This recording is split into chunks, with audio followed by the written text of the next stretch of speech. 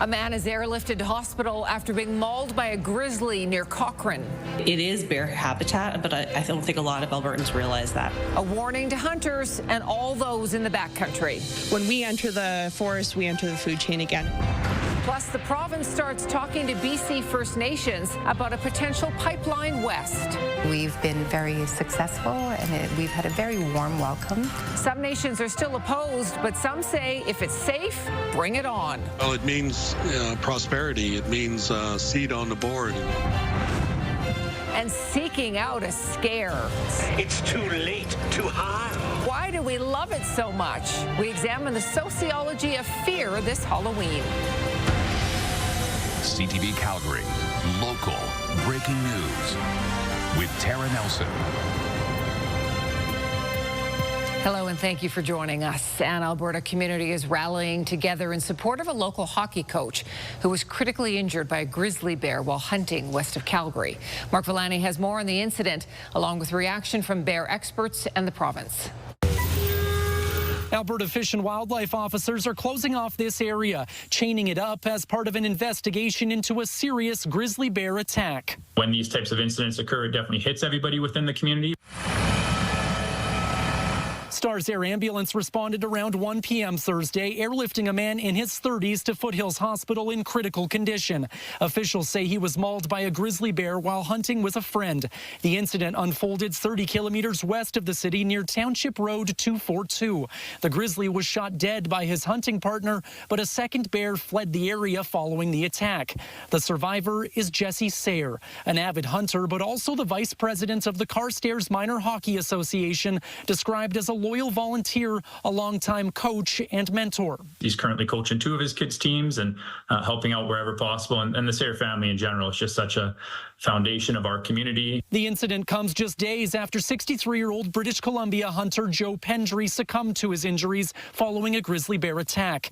Bear experts say Albertans need to stay vigilant as grizzlies reclaim prairie habitats. We can still have some of those large male grizzly bears out on the landscape all the way into November and even early December. Other potential, points of conflict this time of year relate to bears and their incessant pursuit of food, especially as they're leading into the denning season. Meanwhile, those who work nearby call this a reminder for everyone to be aware of their surroundings. Hunting is obviously something that I am in support of. I love it, but it's also we have a responsibility to remain vigilant in those spaces. We've had the grizzly bear plan working here for, I think, 10 or 12 years, and it's working.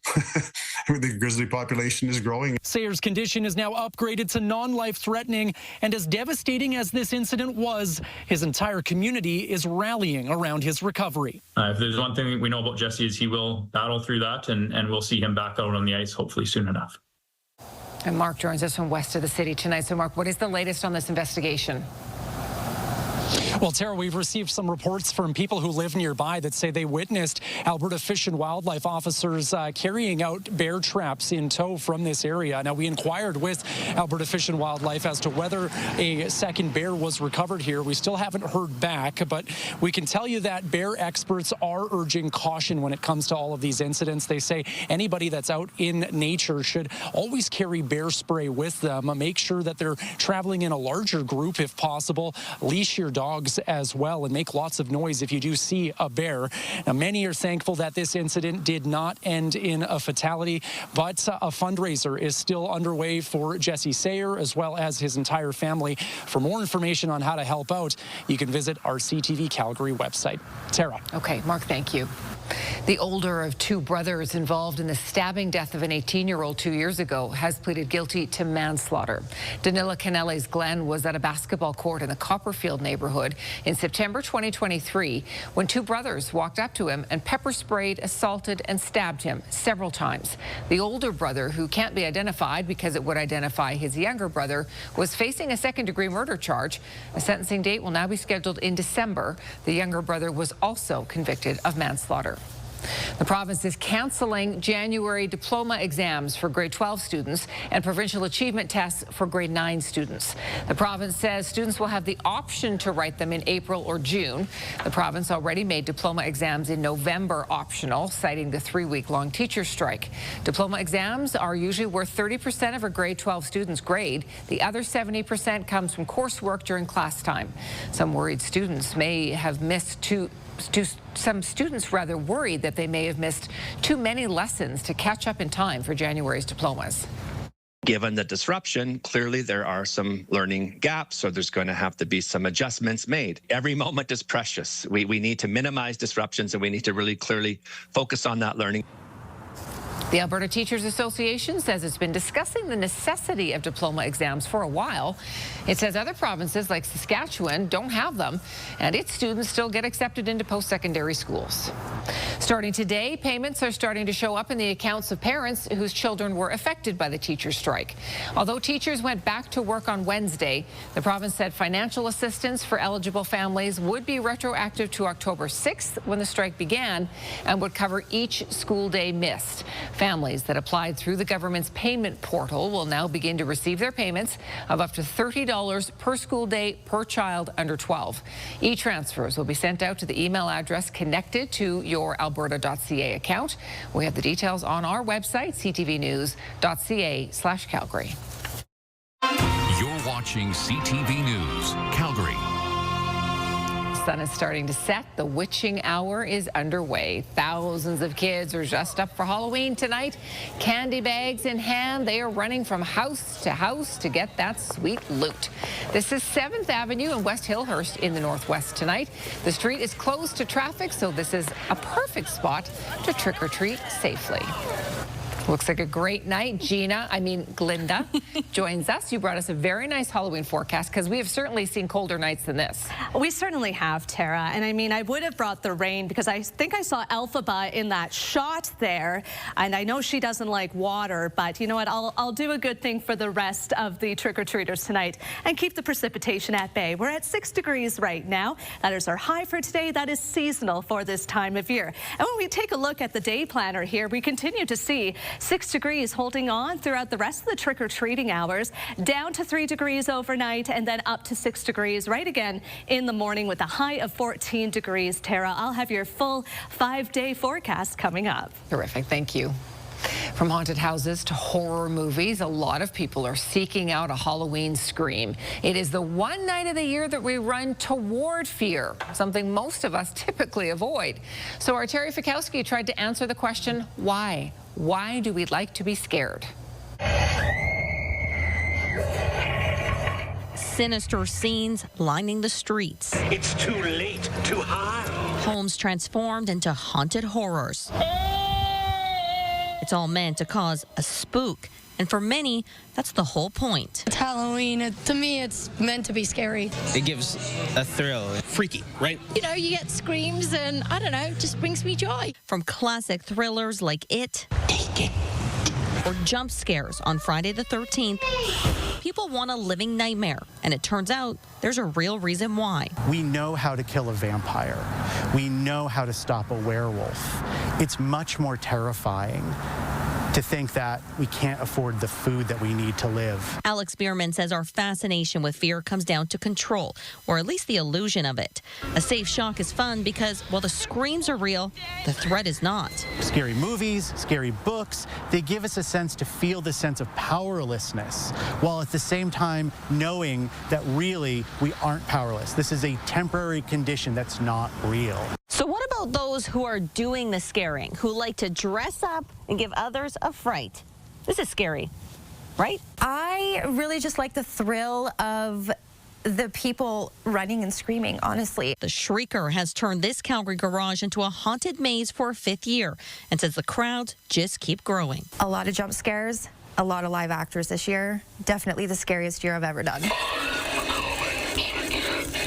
Proving that a little fright is a lot of fun once you navigate out of the darkness and survive the scare. Terry Fikowski, CTV News, Calgary. Well, if you want to be scared, the haunted house we had in our story there is at 241 Prestwick Circle Southeast. They're collecting donations for the food bank. You can visit until 10 o'clock tonight.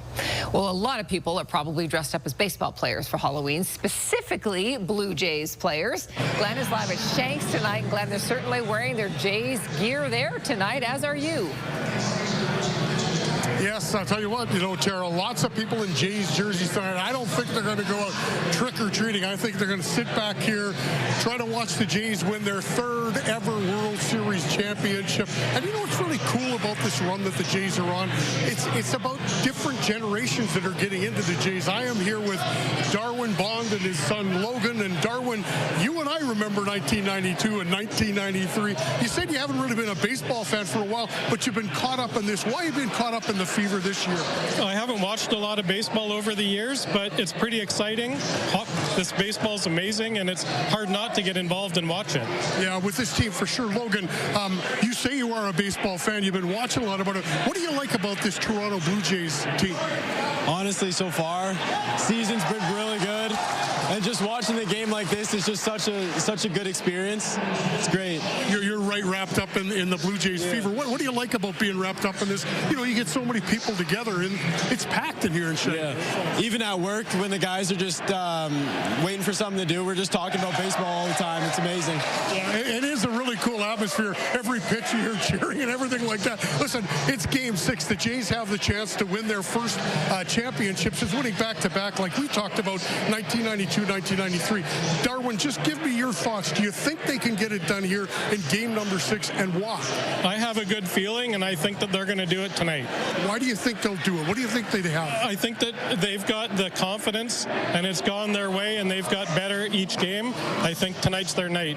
Okay, Logan, I'm going to ask you the same thing. What do you think? Game 6, can the Toronto Blue Jays get this done tonight, or is it going to go to Game 7? Jays all the way. That's all I got to say. Why do you think that? They're just going to kill Dodgers, honestly. They've done it already. Last game, it's going to do it. Well, I'll tell you what I like about this Toronto Blue Jays team. They're scrappy. It doesn't matter if they lose a game. They come back the next night and they win. Very good team that they've been on there. Dodgers are going to be tough. Kevin Gausman, he goes for the Jays. Yamamoto, he was really good in game number 2. He starts for the Dodgers. Let's go, Jays. Let's go. Okay, Glenn, enjoy yourself. We'll check in with you a little bit later. This is not the first time Calgary has gotten behind the Blue Jays. Here's a look at celebrations in our city when the Jays won their first World Series in '92. And they win it, their first go out of the gate. Yes, if a sport can pull us all together for a night or two and get us concentrating on us as one nation, I think that's great. Bars along the old Electric Avenue were packed, and it wasn't long before the party moved out into the street. Police blocked off the area for several hours as fans celebrated that historic win. Police stood by, and there was some vandalism in the area, but no one was hurt. The Alberta government wants a new pipeline to the West Coast. We'll tell you about some very preliminary talks happening with BC First Nations about that proposal. And adding up the damage from this year's wildfire season and looking ahead, why what happens in the forecast in the next couple of weeks is so important. And if you have a news tip, you can text us anytime at 10400. Talks are underway with Indigenous groups to gain support for a pipeline to BC's coast. The Alberta government is leading the application to send more crude west and then off to market. But First Nation groups seem split on whether to embrace the province's pitch. Jordan Canagan reports. Alberta's premier calls a pipeline west a once-in-a-generation opportunity, and now the province is seeking support from First Nations along a potential route. When you're looking at the scales, metaphorically, that the support scale is actually a little bit heavier than anybody could have anticipated. Alberta announced earlier this month it would spearhead the initial work for a proposed pipeline to BC's northwest coast. It's teaming up with private partners to suggest a route and figure out cost, also part of the plan, Indigenous engagement and co-ownership of a possible project. Well, it means prosperity. It means seat on the board. It means being able to control a major project like this and have input and influence. But there is also strong opposition. The Coastal First Nations group, where a possible pipeline could go through, says it's a firm no. We must inform Premier Smith once again that there is no support from Coastal First Nations for a pipeline and oil tankers project in our coastal waters, reads a statement. Well, many of the groups that are against the pipeline haven't talked to the proponents, haven't informed themselves properly or enough regarding, pipeline safety, integrity, environmental protection, and so forth. The proposed line could send 1 million barrels of Alberta bitumen west and then off to international markets. Alberta's Indigenous Relations Minister has visited with 5 communities so far and talked to a dozen more on the phone. More trips are planned next month. I think the encouraging thing to focus on is that there's not outright opposition unanimously. There is support because communities are seeing, like Haisla First Nation, for example, they're involved in Cedar LNG. There is an understanding that these kinds of resource projects bring significant benefit. Jordan Canigan, CTV News, Calgary. Alberta is putting up $14 million for the initial work for the pipeline proposal. The application to the Federal Major Projects Office is expected to happen next spring. This is CTV News, Calgary. Alberta's wildfire season unofficially comes to an end today, even though 30 fires are still burning. So how did this year compare to others, and how are communities already preparing for next season? Jacqueline Wilson has the details.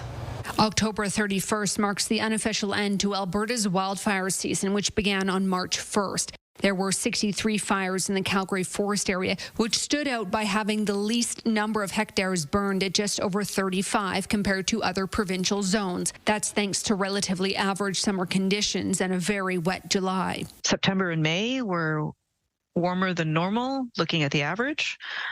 September markedly so.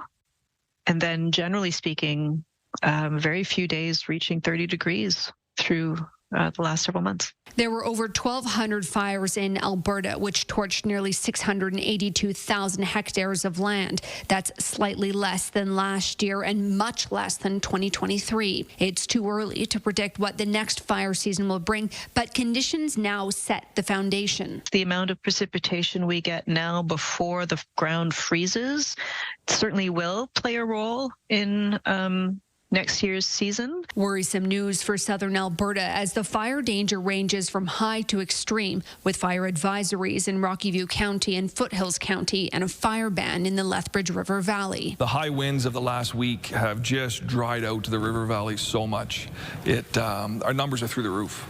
Our numbers for our fuel load and for the initial spread index are both at extreme. Meanwhile, Canmore is creating a fire guard to protect the town. We're working to reduce the amount of fuel because we have an unnatural amount of trees right now. So these are big landscape level breaks. We have one that's almost 2 kilometers long on one side of town and are now working over into the Nordic Centre area. Miller says the town would like more funding to do additional work as it sees the wildfire risk continuing to grow. Jacqueline Wilson, CTV News, Calgary. The province is recruiting firefighters to help on the fire line and on prevention efforts. More information can be found on alberta.ca. Well, let's bring in Glinda, our good weather witch. Now, it has been awfully dry the last couple of months. It really has, and we'll try to get more rain in the forecast shortly, but Alphaba, she doesn't like it, and she's been acting against my good magic with her bad and creating these dry conditions right now. What we're going to notice tonight for our trick-or-treaters is the winds. While they look variable right now and nice and calm, we do have some wicked weather coming from the west that's already increasing our wind speeds in areas like Pincher Creek, Brooks, Medicine Hat, and areas like Crow's Nest Pass tonight and tomorrow are going to see winds at 60 to 90 kilometers an hour. For us in the city, expect those winds during the trick-or-treating hours to be between 20 to 40 kilometers an hour. 6 degrees right now, that is our high for today, and that is perfectly normal for this time of year. 7 degrees right now in Edmonton, 13 in Sundre. So again, with the system coming in over the mountains, it's creating variable conditions when it comes to what we're seeing up in the sky currently. Some areas seeing that precipitation and a couple of watches and warnings as well. Snowfall warnings. Oops, my wand broke a little bit there. Well, snowfall warnings along the mountains there. And then in the extreme southwest corner, like I mentioned, very strong winds right now. For us, we're going to stay clear of that precipitation, like I mentioned. So we're going to remain pretty dry throughout the next 24 hours and for much of the weekend. But take a look at Banff, peaking into some very snowy, wet conditions as we get into tomorrow morning, but pretty quiet in Lethbridge. So again, a lot of this wet weather is sticking to those higher elevations. Now, I know Tara loves this mummy here, so I had to feature him in our Halloween forecast for tonight. And yes, 6 degrees tonight, 8 o'clock, 10 o'clock as well. I know those 3 numbers together looks a little ominous for Halloween, so little fitting, but we will get down to 3 degrees later this evening before we pick up to 6 degrees tomorrow morning. So when we take a look at your Action Furnace 5-day forecast, a little bit of a mixed bag when it comes to the temperatures there. We get very warm once again tomorrow. Keep in mind today, again, we are at that high of 6, and then we're picking up to 14 degrees thanks to that windy weather that we're experiencing out of the southwest. I'll remind you again at 20 to 40 kilometers an hour. So that's going to help tomorrow get to a high of 14. But then we're going to see a transition in the jet stream that I'll show you more about in our next weather hit. But that'll drive our temperatures down to 9 degrees and holding on to those single-digit highs really well into next week. But precipitation is still very slim in the forecast. I know we need some of that, but we're going to start off November dry and windy, at least for the next 5 days. Thank you, Glinda. This year's Poppy campaign is officially underway. The Legion says wearing a poppy is a visual pledge to honor Canada's veterans and remember those who sacrificed for our freedoms today. Poppies will be available until Remembrance Day on November 11th. All money donated goes towards supporting Canada's veterans and their families. This is the Legion's most significant annual fundraising effort. Donald Trump says Mark Carney has apologized for a TV ad, but no plans to resume anytime soon. So where does Mark Carney go from here? And Danielle Smith is now calling for the notwithstanding clause to be used to overturn the Supreme Court. Those details are still ahead.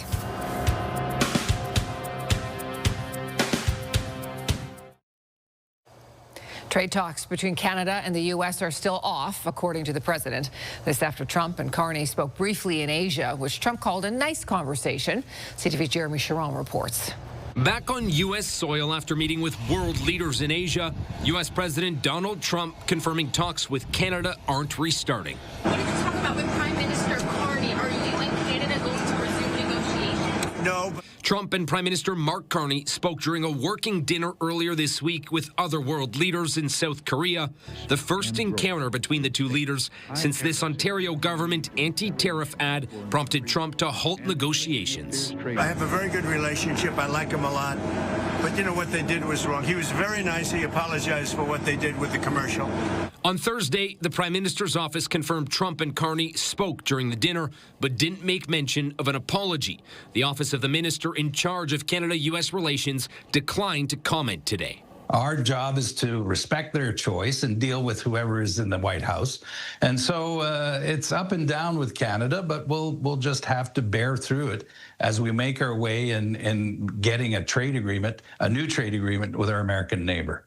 Washington has accused Canada of being difficult to deal with in negotiations. Trump's National Economic Council director telling CNN Canada hasn't been playing fair. So President Trump won't stand for it. He's tried to negotiate with the Canadians to get better deals for Americans, and they've been, frankly, rude and dismissive. And this is how it gets to where we are. Carney's government has said it stands ready to resume negotiations whenever Washington is ready, and Canada's ambassador to the U.S. says lines of communication remain open. Jeremy Sharon, CTV News, Ottawa. Our PM is now in South Korea, where he met with China's president at the APEC summit today. It has been 8 years since a Canadian Prime Minister has met with the President of China. We now have a turning point in the relationship, a turning point that creates opportunities for Canadian families, for Canadian businesses, and Canadian workers. The two leaders discussed Chinese tariffs on Canadian canola, seafood, and pork products, and Canadian tariffs on Chinese electric vehicles. Canada's economy shrank in August, but advanced estimates suggest a recession might be narrowly avoided. The GDP contracted by 0.3% in August, but slight growth is expected in the third quarter as a whole, which would keep the country from slipping into recession. The Air Canada flight attendant strike, as well as slowdowns in manufacturing and mining, contributed to the decline. The Supreme Court has ruled against mandatory minimum jail sentences for people who access or possess child pornography. In its ruling, the court says the mandatory minimum for those crimes is unconstitutional. According to the High Court, such a move would remove a judge's discretion to impose other sentences when appropriate.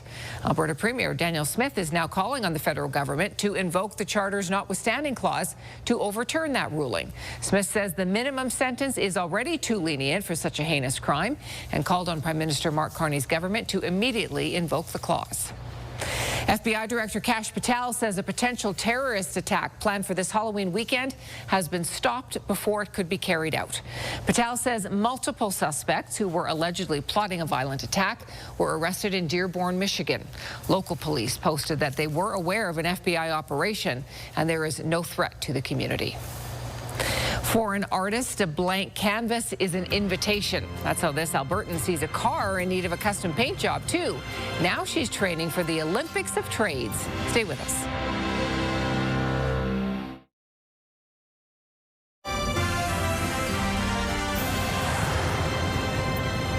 An auto body apprentice at NAIT is preparing for what's known as the Olympics for Trades. It's the first time NAIT has been represented on the world stage for car painting by a female student. Amanda Anderson reports.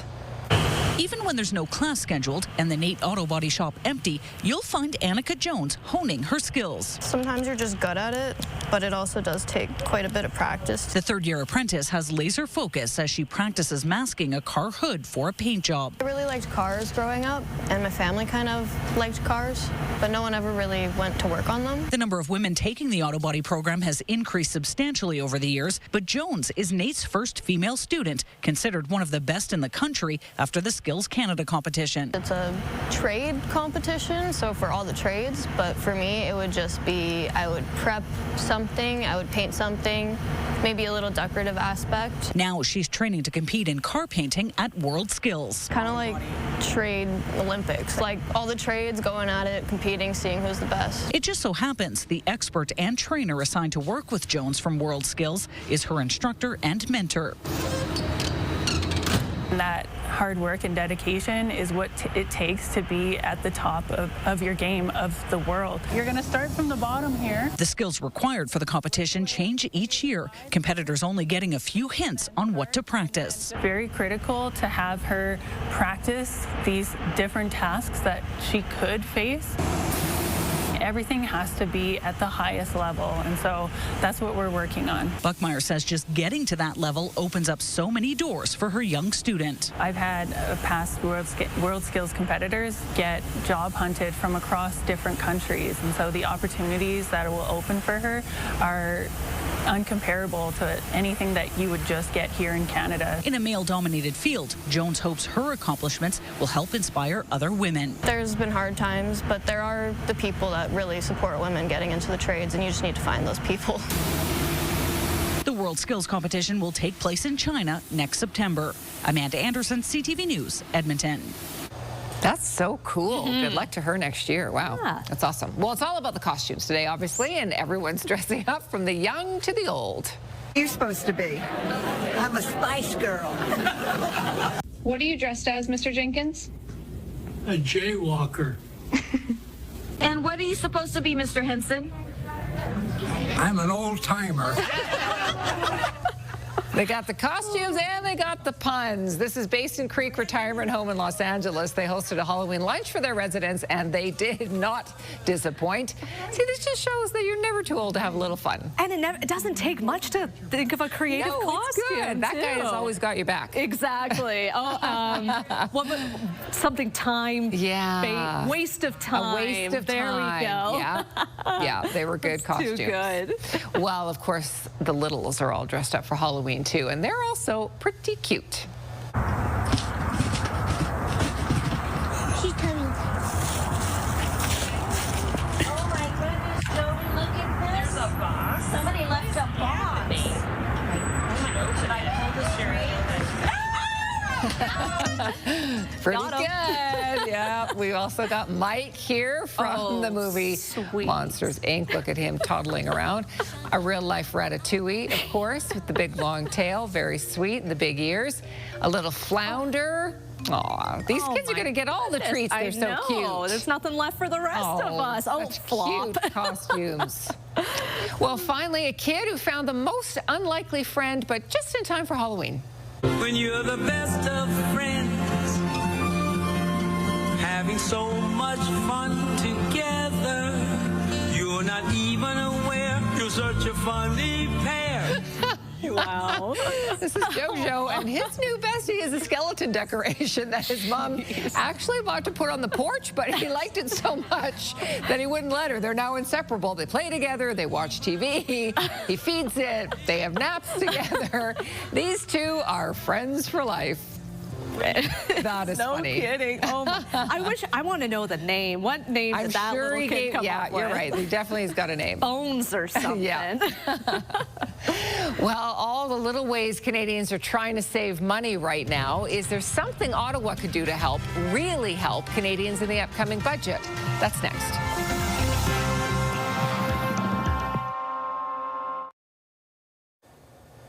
Well, welcome back, all of my loyal citizens of Oz. I hope you're having a fabulous Halloween so far. From a weather standpoint, I'm doing everything I can to keep those conditions nice and pleasant for you. When we take a look outside right now, we did see a bit of a spooky shot there, but we do have some decent weather coming in the forecast for tonight. I'm going to keep things steady at that 6 degrees, which was our high today, and is also what's normal for this time of year. So shouldn't see too much disruption on the temperature front for the little kiddos that are out trick-or-treating this evening.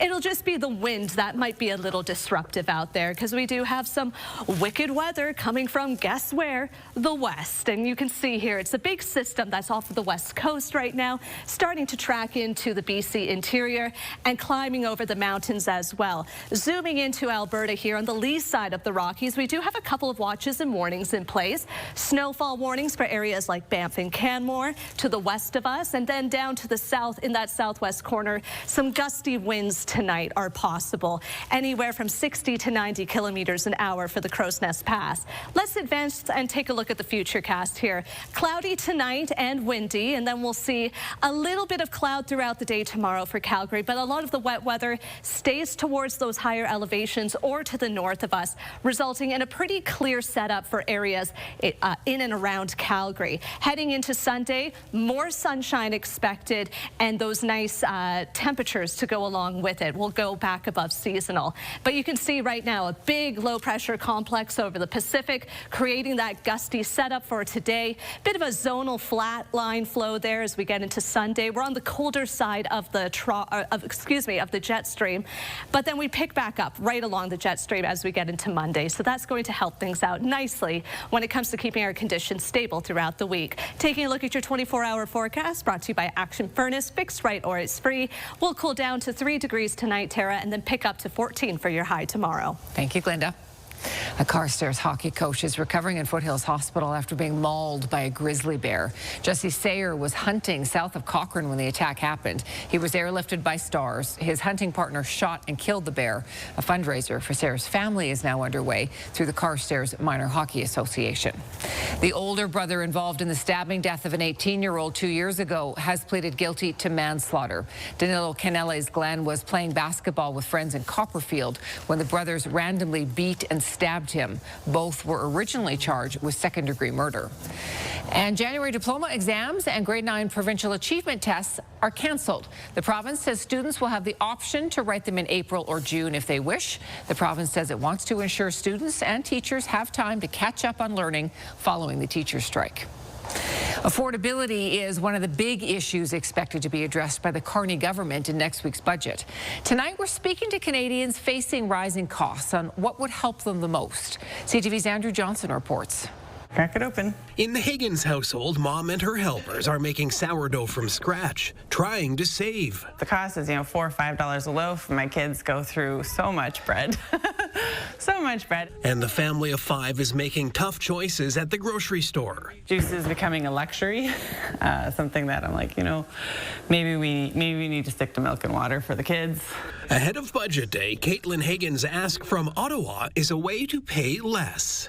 Gas and groceries, those, they really drain our accounts. The family is fortunate to own their own home in one of the most unaffordable regions of the country. In fact, 3 generations of the Higgins family live in multiple homes on what used to be one lot. Next door, Caitlin's brother-in-law Patrick is feeling the same pinch.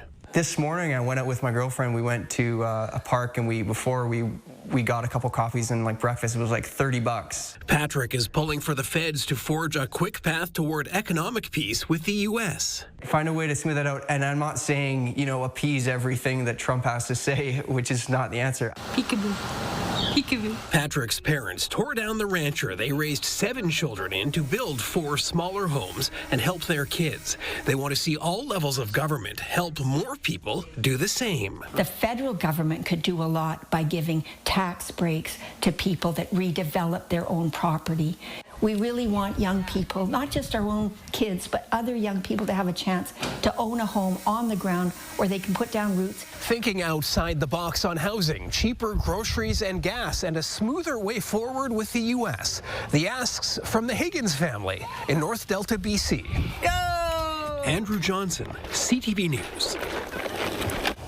Affordability is not going to be a problem for someone who won the lottery jackpot. The winner of a $36 million Lotto 649 draw is a born and raised Calgarian. They run a business near Hinton, which is where they bought their ticket. Lottery officials say the lucky person will step forward next week, but they specifically requested to celebrate their win in their hometown of Calgary near family and friends. The new millionaire won the money on the October 15th draw. Several Canadian companies will benefit from a G7 plan to secure a supply of critical minerals. BNN Bloomberg's Marilla Fernandez has those details. In June, G7 nations formed the Critical Minerals Production Alliance. Today, after a summit in Toronto, first investments were announced. Rio Tinto will get about $25 million to scale up its production of scandium. It's used in aerospace and auto production. Ucore Rare Metals will get more than $36 million to scale up refining of 2 rare earth elements. Right now, China is the dominant player in the mining and refining of rare earth elements and critical minerals. The G7 nations don't want to rely on Beijing for supplies. Here are the closing numbers for the day. The Canadian dollar is down to 71.32. West Texas Intermediate crude slightly up to 60.98. Western Canadian Select barely moved. It's at 48.21. And the TSX gained 81 points today. Those are your business headlines. I'm Marilla Fernandez. There are some Halloween treats at the Calgary Zoo. Siku the polar bear was given a big pumpkin. These are tasty treats for bears, and they are a form of enrichment to promote natural behavior. The muskox were treated to a large pumpkin-themed box filled with leaves. The zoo has been posting videos all week of animals enjoying Halloween snacks. Thousands of Canadians are probably just jumping on the Blue Jays bandwagon during this World Series run, but there are thousands more who've been cheering on the Jays for years, decades, in fact. We'll catch up with a few after the break.